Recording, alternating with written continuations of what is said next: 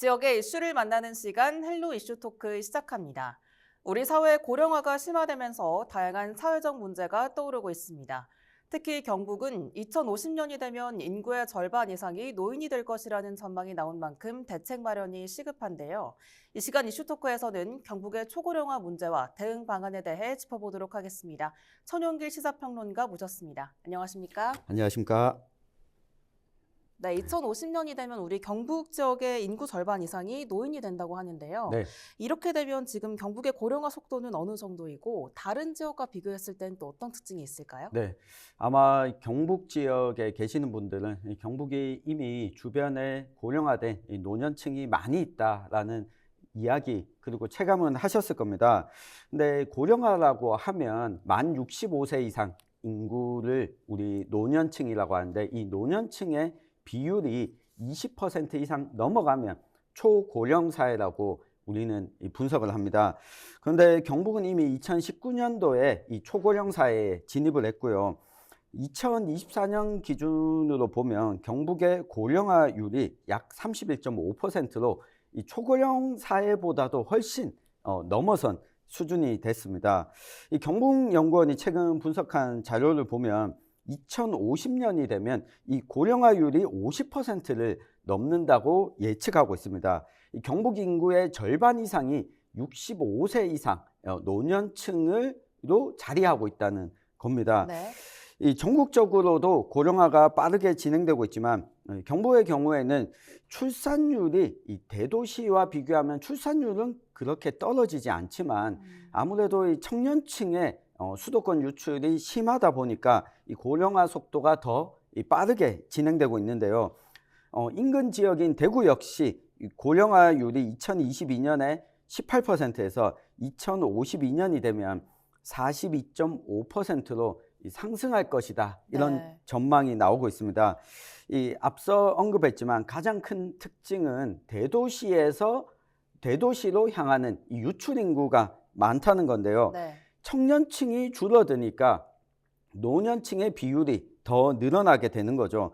이 전남과 더불어서 전국에서 노인 비율이 가장 높은 지역이 바로 경북입니다. 네. 이 전남이 26%이고 그 다음이 이 경북인 셈인데 이렇게 되면 노동력이 부족해지고 의료와 이 복지에 대한 부담도 늘어나고 또 노인 돌봄이나 일자리, 의료 공백 같은 문제가 심각해질 것으로 예상되기 때문에 이에 맞춘 대책이 좀 필요하다는 지적이 나오고 있습니다. 말씀하신 것처럼 이렇게 지금 계속 고령화가 심화되면 생산 가능 인구가 점점 줄어들 텐데 이에 따른 경제적 그리고 산업적인 영향들은 어떤 게 있을까요? 네, 이 생산 가능 인구, 경제활동 인구라고도 하는데요. 네. 이 만 15세에서 만 64세까지를 지칭합니다.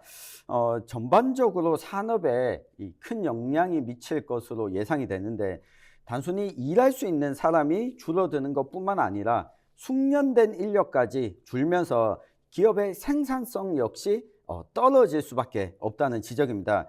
실제로 경북은 이 생산 가능 인구가 2022년에는 약 174만 명이었는데 2052년에는 96만 명으로 급감할 것으로 예상되고 있습니다.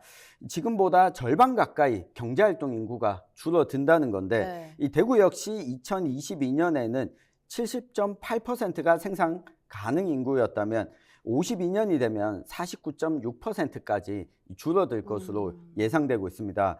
이 기업들은 인력을 구하기가 어려워지고 특히 아무래도 노동집약적 산업이라고 일컬어지는 제조업이나 농업, 건설업 분야에 사람 찾기가 더 힘들어질 것으로 예상되고 있습니다.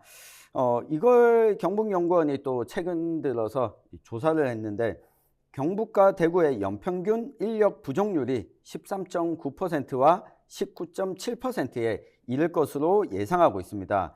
이 경북의 부족한 인력이 약 25만 천여 명인데 제조업과 농업 분야에 특히 일손 부족 현상이 나타나고 있습니다. 네.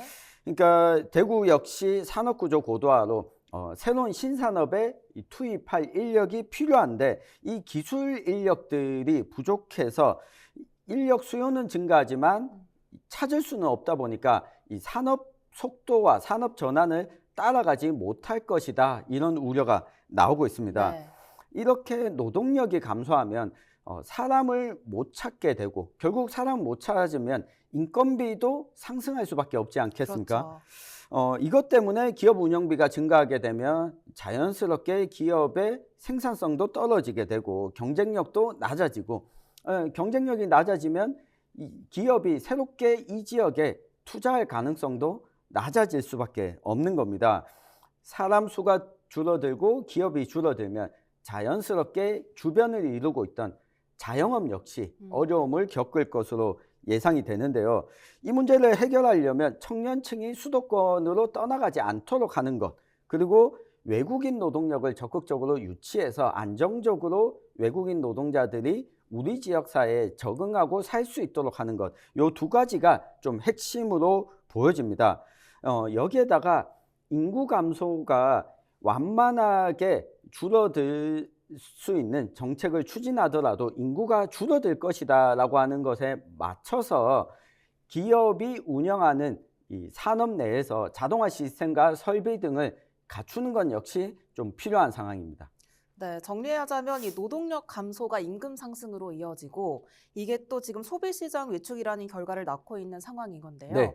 이렇게 인력이 부족하면 지역 경쟁력도 약화될 수밖에 없을 텐데 이를 해결하기 위한 방안으로는 지금 어떤 대책들이 마련돼 있을까요? 네, 우선은 청년층이 경북 지역을 떠나지 않고 살 수 있도록 하려면 아무래도 이 일자리뿐만 아니라 지역에서 살기 좋은 인프라를 구축하는 게 첫 번째가 될 것 같습니다. 네. 뭐 주거 지원이나 문화시설을 확충하고 이 교육 기회도 늘리고 또 창업 공간을 제공해서 지역에서 기업을 하는 것이 더 긍정적이고 행복하다라고 하는 걸 심어줄 필요가 있고요.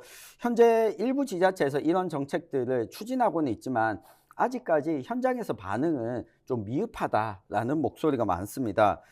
또 한 가지는 고령층, 그러니까 경제활동 인구가 만 64세까지인데 네. 요즘 보면 만 65세가 되더라도 일자리를 구하는 이 고령층을 심심찮게 볼 수가 있습니다. 특히 과거 30년 전의 노년층과 지금의 노년층의 단순한 나이는 같지만 지금의 노년층은 더 활발하게 경제활동을 할 수 있습니다. 문제는 이런 고령층이 일할 수 있는 일자리를 만들어내고 이 고령층이 또다시 제2의 인생을 살 수 있도록 기술을 학습할 수 있는 기회를 제공하는 것도 필요합니다. 제조업과 농업에서의 인력 부족이 또 화두로 떠오르고 있는데 네. 이 부분은 경북 지역의 많은 지자체들이 신경을 쓰고 있는 분야죠. 외국인 노동력을 얼마나 들여올 수 있을 것인가. 이게 단순히 농업 분야의 계절 일자리, 단기간 일자리가 아니라 지속적으로 좀 정착해서 일할 수 있도록 뭐 한국어 교육을 확대한다든가 비자 제도를 좀 개선한다든가 이런 국가 차원의 대책도 좀 필요한 상황입니다.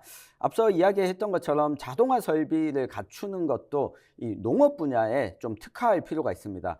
스마트팜이나 이런 기술들을 이 고령층도 충분히 익숙하게 사용할 수 있도록 교육하고 도입하는 과정까지도 지방자치단체가 좀 신경을 쓸 필요가 있어 보이고요. 마지막으로 경북 내에서도 놓고 보면 상대적으로 평균 연령보다 젊은 인구가 모여서 사는 지역들, 그러니까 뭐 구미나 칠곡군 그리고 포항시 같은 곳들과 네. 농촌 지역 간의 연계를 확대하는 것도 앞으로 우리 경북도가 해야 할 과제가 아닌가 싶습니다. 네, 말씀하신 여러 대책들 중에 지금 노인층의 경제활동 참여도 굉장히 중요한 대안이 될 텐데 이 고령 근로자를 효과적으로 활용할 수 있는 방안들에는 어떤 대책들이 있을까요? 네, 지금 보면 이 노년층들의 일자리라고 하면 딱 떠오르는 게 공공형 노인 일자리. 네. 이게 대표적인데 이 공공형 노인 일자리의 경우에는 아무래도 단시간이다 보니까 안정적으로 업무를 지속할 수 있는 경우가 잘 없습니다. 때문에 만 65세에 도달하기 전 또는 만 60세에 도달하기 전에 은퇴 이후에도 이 고령층이 다른 일자리를 찾을 수 있도록 네. 환경을 조성하는 게 또 필요한데요. 이 고령층의 노동자들이 가지고 있는 경험들을 좀 활용해서, 그러니까 새로운 걸 배우라고 하면 굉장히 좀 어려울 수 있지만 그렇죠. 기존에 가지고 있던 경험에서 조금 더 신기술, 새로운 교육을 통해서 이 경험을 활용할 수 있는 일자리를 만드는 것도 또 필요합니다. 이 고령 노동자의 재교육과 직무 전환을 지원하는 정책도 단순 노동에 그칠 것이 아니라 좀 숙련된 노동을 활용할 수 있는 일자리를 만드는 것도 필요하고요.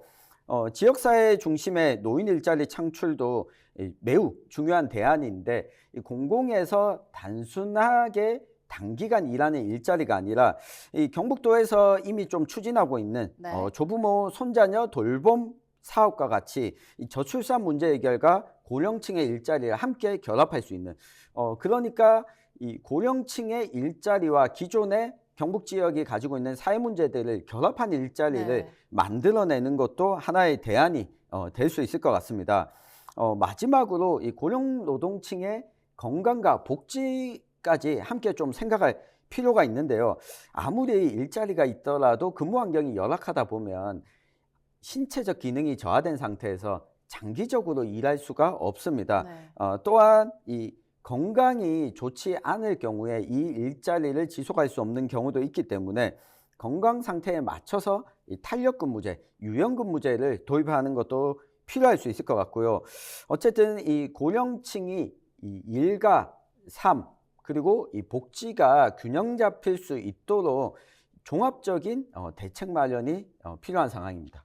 네, 그런가 하면 또 경북도에서는 올해 노인복지 예산을 2조 원 넘게 편성을 했는데 현재 추진 중인 정책들에는 어떤 것들이 있을까요? 네, 올해 노인복지 예산이 2조 원 가량이 편성이 됐습니다. 네. 이 가운데 가장 많은 부분을 차지하는 것은 사실 기초노령연금입니다. 이걸 국가 차원에서 시행하지만 이 집행은 경상북도가 하기 때문에 이 부분이 가장 크고 그 다음이 노인 일자리와 맞춤형 돌봄 서비스 확대가 포함되어 있습니다. 노인 일자리 창출에 많은 예산이 투입됐는데 올해는 총 7만 개의 노인 일자리 창출 예산을 확보했습니다. 지난해보다도 6천 개가 늘어났는데 앞서 이야기했던 이 조부모 손자녀 돌봄 사업을 포함해서 이 기존의 활동들을 사회적인 가치를 창출하는 일자리로 전환하는 사업에 좀 초점을 맞추고 있고요. 네. 또 일을 할 수 없는 이 독거노인들의 경우에는 이 복지가 필요하지 않겠습니까? 이 사회복지사와 생활지원사가 배치돼서 이 노년층을 대상으로 여러 서비스를 제공하는 사업도 포함이 됐고요. 또 노인의 건강과 여가 생활을 지원하는 사업도 올해부터 추진하기 시작을 했습니다. 경로당 어르신 행복박람 시범 사업인데 22개 시군의 경로당에서 주 5일 동안 하루 3끼 공동치사를 운영하는 모델인데요. 균형 잡힌 식사를 돕는 것도 있고 사회적인 교류를 늘려가지고 우울감을 해소하는 이 목표도 가지고 있습니다. 또 이 노인의 사회 참여를 확대하기 위해서 행복 선생님 이 프로그램도 운영을 시작했는데요. 이 건강관리나 재난대응 교육 등을 함께 포함하고 있고 이 행복 선생님이 경로당에 다니면서 일하게 되면 요 일자리 역시도 창출되는 효과가 있지 않겠습니까? 네. 이 밖에도 기초연금이 올해 1인 기준으로 월 34만 2천 원으로 지난해보다는 인상이 됐습니다. 그리고 생활이 어려운 기초생활 수급 계층이나 차상위 계층들의 경우에는 요양시설과 재가 서비스도 여전히 지원을 하고 있고요. 이 노인의 경제활동 지원 그리고 건강과 복지를 포함해서 사회적 고립감을 느끼지 않도록 지역사회가 함께하는 이 복지 정책을 올해도 지속적으로 추진할 계획입니다. 네, 이렇게 초고령 사회로 진입하게 되면 빼놓을 수 없는 문제가 또 노인 빈곤 문제인데요. 지금 노인 빈곤율은 또 어느 정도이고 정부 지원책인 기초연금은 어느 정도 효과가 있을까요? 네, 현재 우리나라의 노인 빈곤율이 약 38.2%인데 OECD 회원국가 중에서는 가장 높은 수준입니다. 네. 65세 이상 노인 10명 가운데 4명은 빈곤을 겪고 있다라고 볼 수 있는데 아무래도 이 75세 이상 고령층의 경우에는 특히 이 국민연금이 전 국민으로 확대되기 이전에 은퇴를 했거나 이 국민연금 가입 개시가 되지 않았기 때문에 이 국민연금으로 이 부분을 충당하는 부분이 부족할 수가 있거든요. 네. 때문에 기초연금 제도가 도입됐는데 현재는 경제적으로 하위 70%에 해당하는 노인들에게 지급하고 있습니다. 월 최대 34만 2천 원인데 이 기초연금과 국민연금을 합쳐도 여전히 최저 생활을 유지하기에는 어려운 노인층이 존재하고 있습니다. 네. 현재 1인 기본 생계비가 월 약 143만 원 수준인데 이 국민연금 평균 수령액이 67만 원이거든요. 네. 여기에 기초연금을 더해도 이 110만 원, 100만 원 정도에 그치거든요. 그러니까 40만 원 정도가 이 부족한 상황이라는 거죠. 더 큰 문제는 기초연금이 이 대상은 넓지만 금액 자체가 34만 2천 원. 네.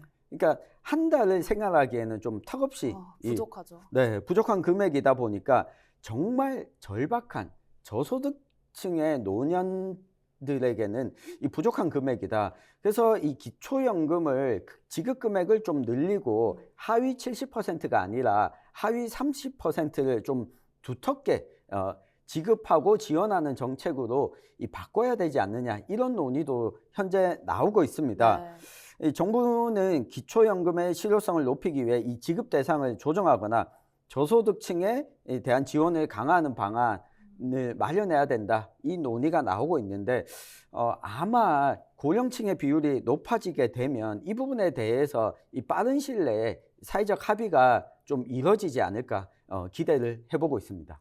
네, 단순한 현금 지원이 능사가 아니다라는 말씀과 일맥상통한 이야기인데요. 노인 일자리 확대도 중요하지만 또 단순히 수를 늘리는 게 아니라 양질의 일자리가 중요하다라는 의견이 또 나오고 있습니다. 현재 노인 일자리 정책의 한계점이 있다면 어떤 것들이 있을까요? 네, 아마 우리 시청자분들께서도 다들 느끼실 겁니다. 이 노인 공공 일자리를 보면 대부분 가로 정비를 한다든가 이 청소 또는 이 돌봄 서비스, 노인이 노인을 돌보는 그렇죠. 이 노노케어가 대부분인데 이조차도 근로시간이 제한적이다 보니 월 지급 금액이 30만 원 수준이거든요. 그러니까 기초노령연금에 이 공공 일자리를 더해도 60여만 원.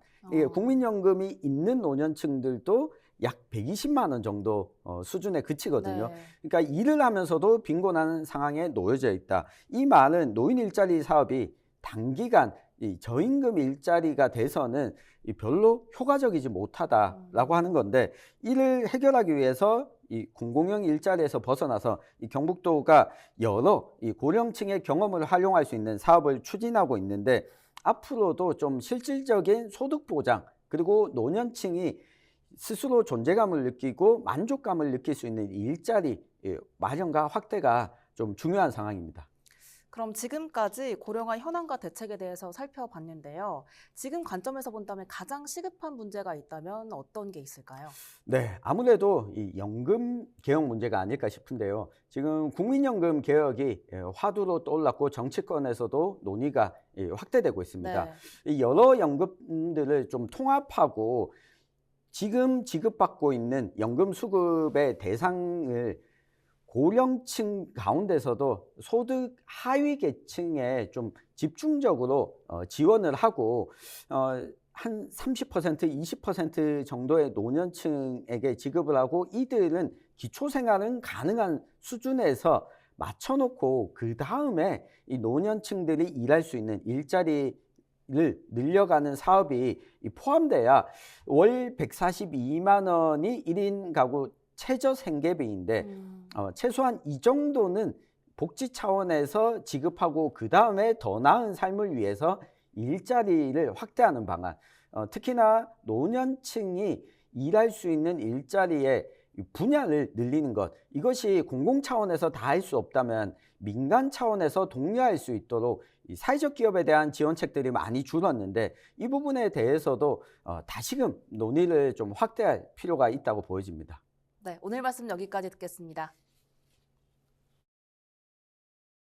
지금까지 경북의 초고령화 문제와 대응 방안에 대해 이야기 나눠봤습니다. 헬로 이슈 토크 마칩니다. 함께해 주신 여러분 고맙습니다.